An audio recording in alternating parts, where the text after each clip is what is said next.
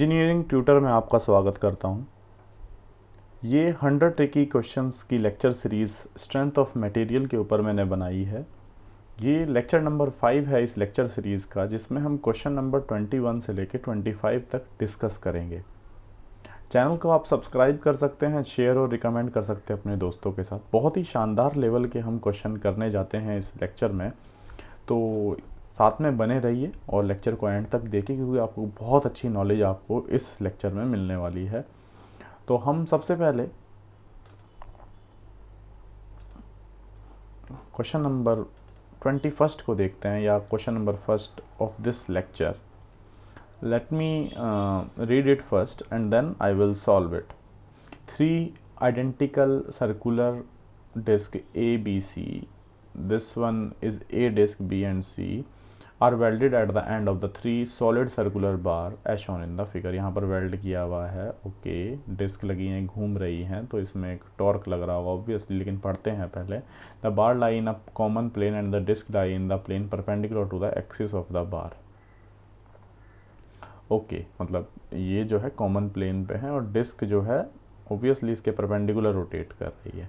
The bars are welded at their intersection D. यहाँ पर weld किया हुआ है, इंटरसेक्शन है कि रिजिड कनेक्शन बना हुआ है। तीनों के डायमीटर दिए हैं, सॉरी D1 और D2 दिया है, ठीक है। 2 ही डायमीटर दिए हैं D1 और D2 के, D3 का नहीं दिया डायमीटर, ठीक है। इनफैक्ट जो डिस्क है ना वो D2 डायमीटर है, तो ऑब्वियसली डिस्क के सभी का सेम आइडेंटिकल डिस्क दी है, तो सबका डायमीटर। और जो रॉड है ना इसका डायमीटर D1 है। बहुत बढ़िया।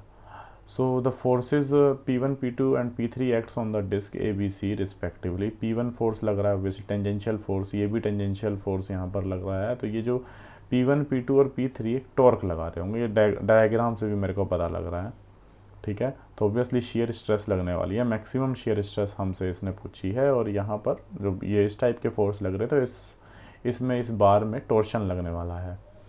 तो इस डायग्राम को मैं बनाऊंगा और कैसे इस क्वेश्चन को सॉल्व करना है, क्या मेथड रहने वाला है, वो भी हम देखने वाले हैं इस लेक्चर में। तो जल्दी से ज़्यादा टाइम ना वेस्ट करते हुए क्वेश्चन को लेते हैं और उसको सॉल्व करते हैं। तो क्वेश्चन मैंने लिख लिया यहाँ पर, इसको मैं पहले जूम कर देता हूँ क्योंकि काफ़ी लोगों के डाउट थे कि क्वेश्चन दिख नहीं रहा proper. I think question should be clear to you. अब इसी के साथ मैं अब यहाँ पर डायग्राम बनाने वाला हूँ कि जो एक तरफ ये जो है, यस, यहाँ पर ये जो T1 टॉर्क लग रहा है, बस मैंने इसको इस तरह से दिखा दिया। इधर की साइड अगर मैं देखूँ तो T2 टॉर्क लग रहा है, ठीक है। इन दोनों के बीच का एंगल इसने दिया है 90 डिग्री, ओके, 90 डिग्री दिया है। और ये जो तीसरा लग रहा है वो इस डायरेक्शन में लग रहा है, जिसको मैं दिखाऊंगा T3 से, ठीक है। अब सबका डायमीटर दिया है इसने, इस टाइप से टॉर्क दिया है। अब मेरे को सबसे पहले मैक्सिमम शियर स्ट्रेस चाहिए। पहली बात, मैक्सिमम शियर स्ट्रेस अगर किसी को चाहिए तो आपको टॉर्क भी जो चाहिए, फिर मैक्सिमम टॉर्क की ज़रूरत है, सबसे पहले बात पता लगता है हमें। सो रिक्वायरमेंट किसकी है? मैक्सिमम टॉर्क की रिक्वायरमेंट है हमें, ओके। तो ये इस तरीके से होने वाला है। तो ये पॉइंट C पे मान लेता हूँ मैं, है ना, ये पॉइंट A मान लेता हूँ और ये पॉइंट B मान लेता हूँ, और ये जो जंक्शन है तो D दिया ही है मेरे को।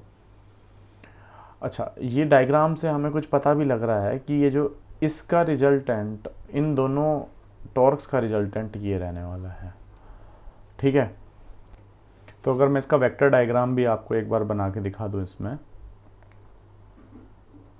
Vector diagram, head to tail approach,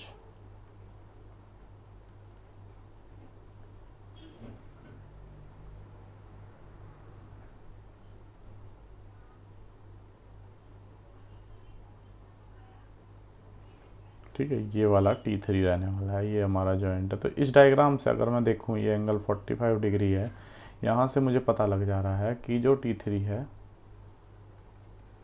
वो √2T1 है, ठीक है। और ये जो T3 है यही क्या है, मैक्सिमम टॉर्क है। दिख भी रहा है हम तीनों में से कि ये मैक्सिमम टॉर्क क्या लगने वाला है, ठीक है। अच्छा, यहाँ से अगर आपसे कोई पूछे कि यार ये यहाँ पर इसमें कि आपका T1 क्या रहने वाला है, तो वो P1 इंटू D2 रहेगा डायमीटर। यहाँ पर T3 क्या रहने वाला है, P3 इंटू D2 रहने वाला है, देखो डायमीटर तो D2, और यहाँ पर टॉर्क 2 क्या रहने वाला है, P2 इंटू D2 रहने वाला है, डायमीटर गिवन है हमें। तो हमें तो मैक्सिमम टॉर्क चाहिए था, तो T3 की value √2 P1 into D2। I think P1 भी गिवन है हमें आराम से, आई थिंक हाँ P1 के टर्म्स में निकाले, क्योंकि हमें P2 P3 नहीं गिवन है।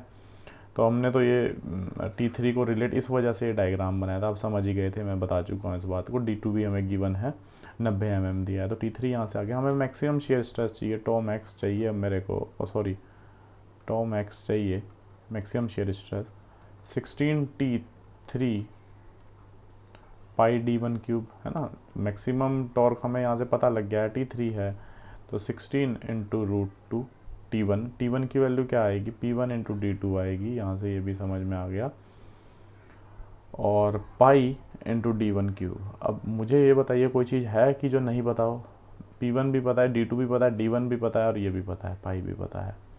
तो यहाँ से ये जो इस बार में इन तीनों बार जो हमें गिवन थी, क्योंकि इसका डायमीटर D1 था, उस तरीके से हमने टॉर्शन इक्वेशन लगा के, या आप चाहे तो इसको T/J G theta by L बराबर टो बाय आर, तो इसको और इसको एक साथ जब लिखेंगे तो यही इक्वेशन बनती है, ये जो मैंने यहाँ पर बनाई है, ठीक है, टो की वैल्यू। और मैक्सिमम जो टॉर्क है वो T3 है, ओके। तो यहाँ से हमने कैलकुलेट करके वैल्यू निकाल लेनी है, बार में कितना मैक्सिमम टॉर्शन है। तो बेसिकली वेक्टर्स का इस्तेमाल किया, और हमने जो ये जो टॉर्शन है, इसमें भी जो इसका इक्विवेलेंट टॉर्क है एक तरह से कह सकते हैं, वो निकाला, जो कि एक मैक्सिमम टॉर्क लग रहा है इन दोनों की वजह से। ऑब्वियसली T3 लग रहा है, वो कि मैक्सिमम टॉर्क है।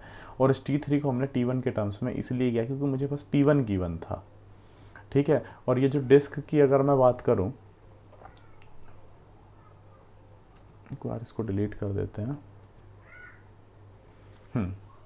तो जो ये एक्चुअली में डिस्क ऐसे थी, तो एक ऐसे लग रहा है, कैसे लग रहा है लोड, इसका अगर आपको डायमीटर गिवन है तो ऑब्वियसली वो टॉर्क ही है ना। लोड इनटू, जैसे मान लो थर्ड है तो ये P3 लग रहा है, उसका डायमीटर D2 है डिस्क का, तो ये टॉर्क आ जाएगा T3। क्लियर है, समझ आ गया होगा आपको अच्छे से। यहाँ से हम सॉल्व करके वैल्यूज़ निकाल सकते हैं।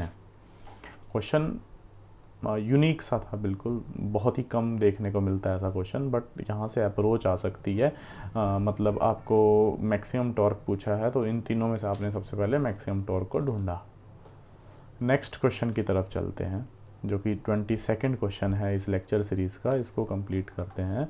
The load for a loaded body representing in a 2 dimensional plane problem, the displacement component along the x and y at any point are u equals to and v equals to इतना, ठीक है। इसने x y z coordinate में u और v दे दिया है हमें, कोई भी कोऑर्डिनेट सिस्टम है, ठीक है, x और y से u दे रखा है। Maximum principal strain at the point 3,1। कोई दिक्कत नहीं है, इसको कर लेते हैं हम।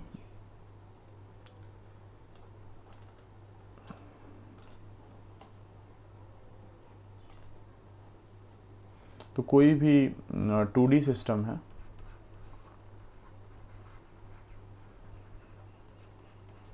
इसने जो u की वैल्यू दी है और v की वैल्यू दी है,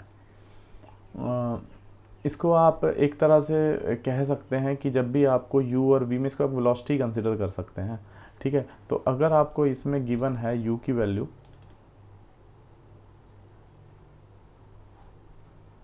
x² plus y²,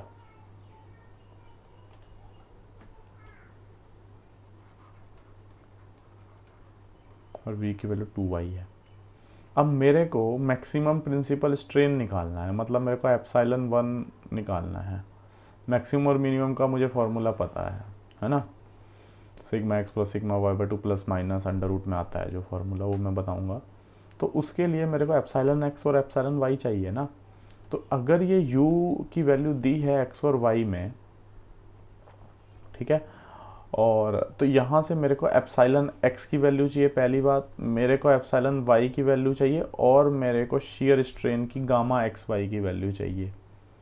epsilon x की वैल्यू जैसे कि हमें पता है क्या होती है, del u by del x होती है, ये फ्लूइड में भी हमने पढ़ा है। एप्सिलॉन y की value del v upon del y होती है, क्लियर। और इसकी जो वैल्यू होती है शियर स्ट्रेन की, ये दोनों ऐड हो जाते हैं, ये क्या रहता है, del u by del x plus gamma v by del y होता है, ठीक है। तो ये मैं क्यों निकाल रहा हूँ, क्योंकि मेरे को मैक्सिमम प्रिंसिपल स्ट्रेन पूछा है, तो इसका मुझे फॉर्मूला पता है, I think I am right.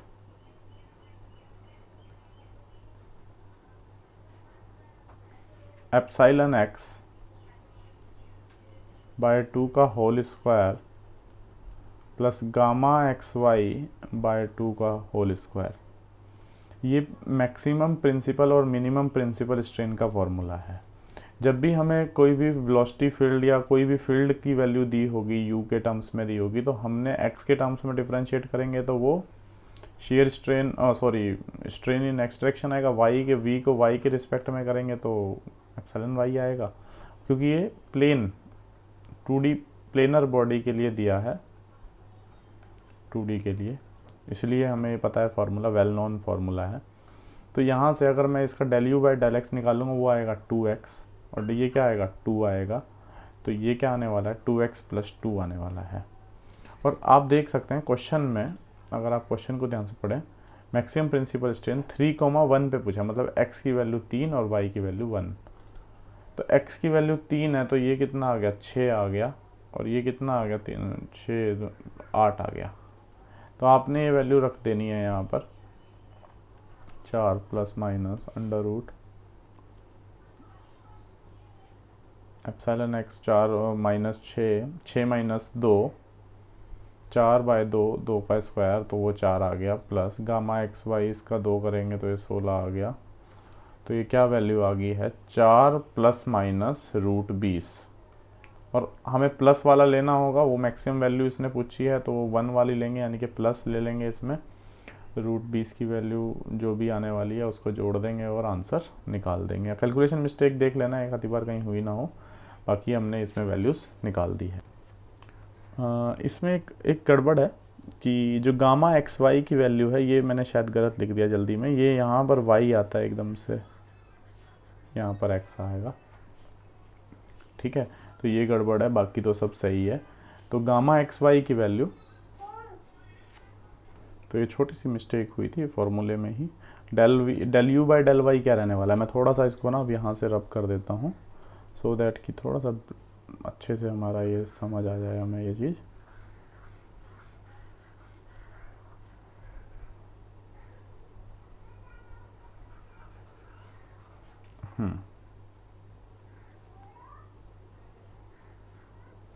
तो ये क्या रहने वाला है, del u by del y plus del v by del x, तो ये तो जीरो हो गया, इसका डिफरेंशिएट कर दो x के टर्म्स में, ये तो जीरो हो जाएगा, और इसका y के टर्म्स में करोगे तो क्या आएगा 2y आएगा, और हमें किस कोऑर्डिनेट पे चाहिए 3,1 पे चाहिए, यानी कि ये कितना आ गया, यानी कि ये क्या आ जाएगा 2 आ जाएगा वैल्यू, है ना, जो कि ये वाली वैल्यू 2 आ गई। तो बस हमने इसमें 2/2, ये क्या आ जाएगा, ये 1 आ जाएगा, तो 4, और ये गामा, ये तो वही वैल्यू रहने वाली है 4 प्लस, यानी कि 4 प्लस माइनस रूट 5, ठीक है, यानी कि यहाँ पर ये जो आएगा 5 आएगा, तो ये आई थिंक 6 पॉइंट कुछ वैल्यू आएगी मैक्सिमम प्रिंसिपल स्ट्रेन की, मैक्सिमम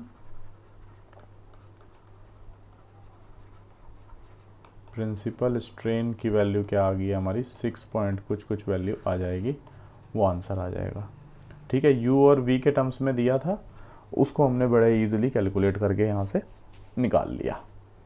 ओके, तो नेक्स्ट की तरफ चलते हैं अब।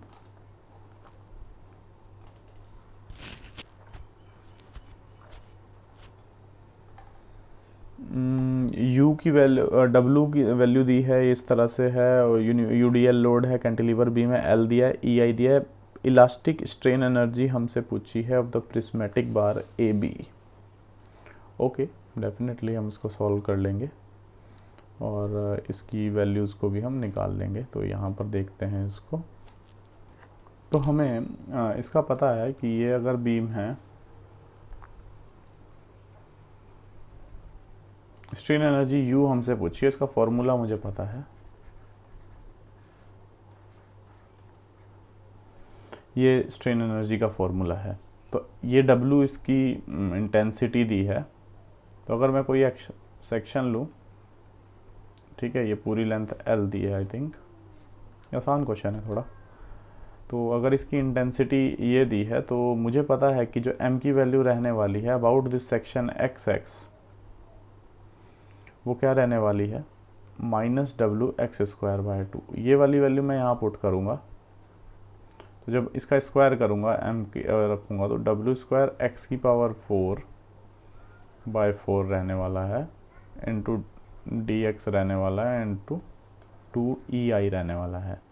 तो W²/8EI मैं ऐसे ही रहने दूंगा, अंदर चला जाएगा x² dx, 0 से लेके L।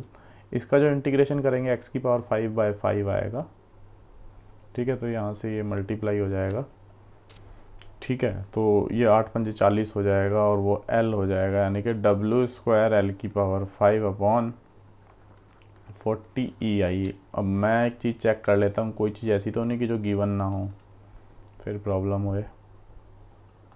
देखो W की वैल्यू दी है, इसको न्यूटन में बदल लो, L की वैल्यू दी है और EI की वैल्यू भी न्यूटन वगैरह में दी है। तो स्ट्रेन एनर्जी बड़े इजीली हम यहाँ से अब निकाल सकते हैं, ठीक है। W की वैल्यू आप रख सकते हैं जो किलो न्यूटन में दी है, उसे न्यूटन में L की वैल्यू भी दी है। ये सब वैल्यूज़ रख के आप यहाँ से स्ट्रेन एनर्जी निकाल सकते हैं। ओके, बहुत बढ़िया क्वेश्चन था, आसान था, लेकिन लगता है कई बार कि ये ऐसा हो सकता भी है, नहीं हो सकता, बट बेसिक सी कैलकुलेशन है। अब कोई भी आपको कुछ भी और भी दे सकता है, ट्रायंगुलर भी दे सकता था, या कोई लोड लगा होता, हमने बेसिकली M निकालना होता है और उससे स्ट्रेन एनर्जी निकल जाती है।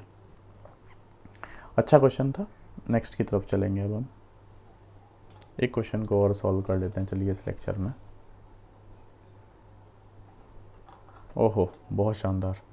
At full draw, an archer applies a pull of 130 Newton to the bowstring of the bow shown in the figure। 70 degree का एंगल बना रहा है, ऐसे पूरा खींचा और ये हॉरिजॉन्टल 70 डिग्री का एंगल बनाएगा ऑब्वियसली। और ये जो डिस्टेंस है 350 का है, ये पूरी लेंथ है 1400 mm। Bending moment at the mid point. बहुत शानदार क्वेश्चन जो इसने हॉगिंग हो रही है, ये हमें निकालना है कितना बेंडिंग मोमेंट है। तो इस क्वेश्चन को करते हैं।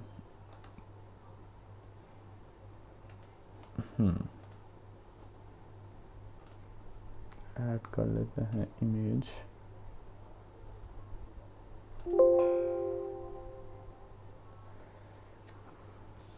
तो क्वेश्चन को मैंने यहाँ पर बना लिया है। ओके, अब इसको सॉल्व करेंगे और कैसे देखते। तो क्वेश्चन को सॉल्व करते हैं, कैसे दिमाग लग सकता है इस क्वेश्चन में, ये भी हम देखने वाले हैं। तो मैं अगर यहाँ पर बताऊँ कि अगर मैं यहाँ पर P लोड लगा रहा हूँ, P लोड लगाने से इसमें T टेंशन लग रही है। तो अगर मैं इसको यहाँ डायग्राम बनाऊँ, T टेंशन लग रही है इसकी, T टेंशन, तो ये एंगल भी 70 डिग्री रहने वाला है। इसको मैं कंपोनेंट में तोड़ूँ, T टेंशन की बात कर लेते हैं, तो ये T cos 70 डिग्री रहता है और ये वाला जो रहता है वो रहता है T sin 70 डिग्री। इतना समझ में आ गया हमें। अब मैं इसको दो पार्ट्स में ब्रेक करता हूँ, इस तीर को, धनुष को। मैं इसको अच्छे समझाऊंगा आपको, क्योंकि one of my favourite questions में है ये। अब ये मैंने हाफ पार्ट में ब्रेक कर लिया। मिड पॉइंट, इस पॉइंट को मैं C मान लेता हूँ। ये वो पॉइंट है जहाँ पर ये कोना है, ये A पॉइंट जो मैंने माना, ये बता दिया मैंने इसमें। सबसे पहले देखो, मैं अब इसमें ना P और T में एक रिलेशन बना देता हूँ। देखो P ऐसे लग रहा है, ठीक है। अगर मैं ओवरऑल बात करूँ P की, तो एक T ऐसे लग रहा है, एक T ऐसे लग रहा है। तो ये एंगल 70 डिग्री है, ये भी 70 डिग्री है। तो P बराबर क्या रहने वाला है, 2T cos 70 डिग्री। और टी की वैल्यू मैं निकाल सकता हूँ पी के टर्म्स में 2 cos 70 डिग्री। पी की वैल्यू मुझे दी है ना 130 न्यूटन, इस करके कह रहा हूँ 2 इंटू cos 70 डिग्री। ठीक है, तो cos 70 डिग्री आ गया। ठीक है, तो टी की वैल्यू आ जाएगी यहाँ से। अब मैं ऐसा क्यों कर, तो अब देखिए मैं इसको थोड़ा सा कंफर्टेबली करके इसको साइड में कर देता हूँ, थोड़ा सा इसको कर लेते हैं जी। तो अब मैं इसको बनाता हूँ यहाँ पर, मेरे को इस पॉइंट पे मिड पॉइंट पे मोमेंट चाहिए, तो मैंने जो ये हाफ पार्ट बनाया था ऐसे, ठीक है, ये वाला जो पार्ट बनाया था ये सी पॉइंट है। जब ये खींचेगा ऐसे इन टेंशन टी से, एक यहाँ पर फोर्स लग रहा है, ठीक है, और ये जो ये इसका आधा है, तो ये डिस्टेंस भी मुझे पता लग गया कि ये 700 है। ठीक है, मुझे इस पॉइंट पे मोमेंट चाहिए। जब ये इधर को खींचेगा तो इसमें एक रजिस्टिंग मोमेंट लगेगा m, वही मुझे निकालना है। इस पॉइंट पे मैं नेट मोमेंट निकालता हूँ। तो ये मुझे पता चल गया है कि t cos 70 डिग्री है, ये मुझे पता लग गया कि t sin 70 डिग्री है, और ये डिस्टेंस भी मुझे पता लग गया है। तो t cos 70 degree into this anti clockwise moment बराबर clockwise moment into 700 mm 0.7।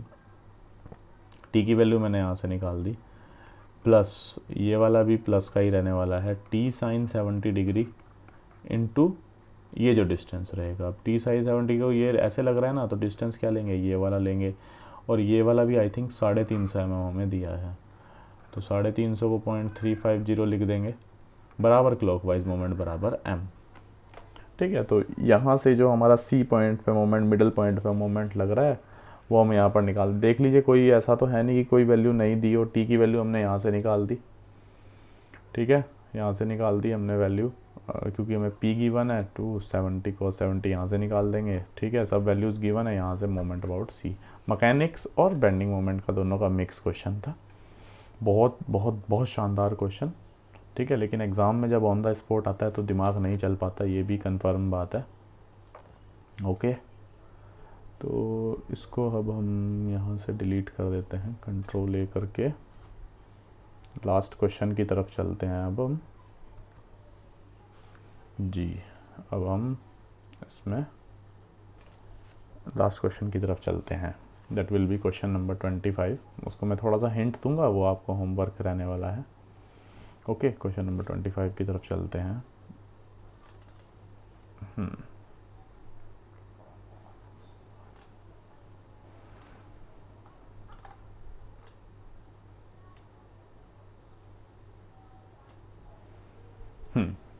A stainless steel pipe with outside diameter d naught thrice that of inside diameter, मतलब जो d naught की वैल्यू है ना, वो कितनी दी है, थ्राइस ऑफ इनसाइड डायमीटर।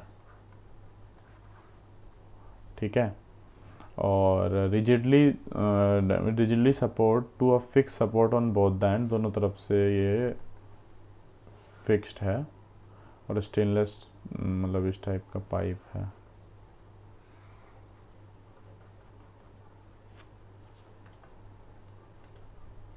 ठीक है,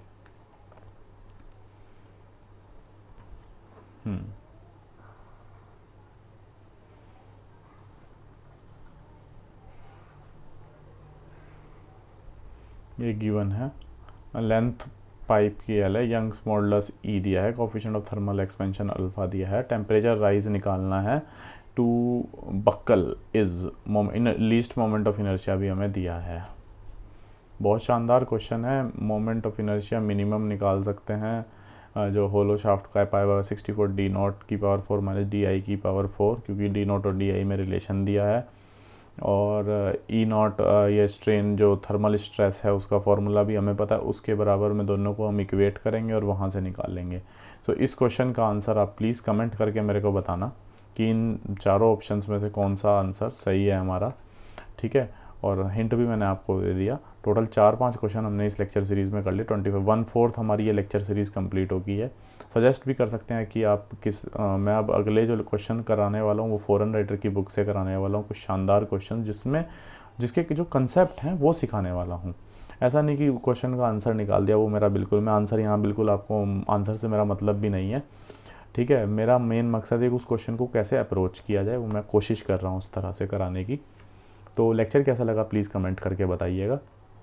चैनल को सब्सक्राइब करें, बेल आइकन को दबाएं सो दैट नोटिफिकेशन आपको मिले। प्लेलिस्ट में जाके आप देख सकते हैं, मैंने लगभग 350 से ज़्यादा वीडियो बना दी हैं अब तक, तो आपको हर एक चीज़ की मिलने वाली है। और नहीं भी है तो आप मेरे को कमेंट करके बता सकते हो, तो मैं आपको वहाँ से गाइड कर दूँगा।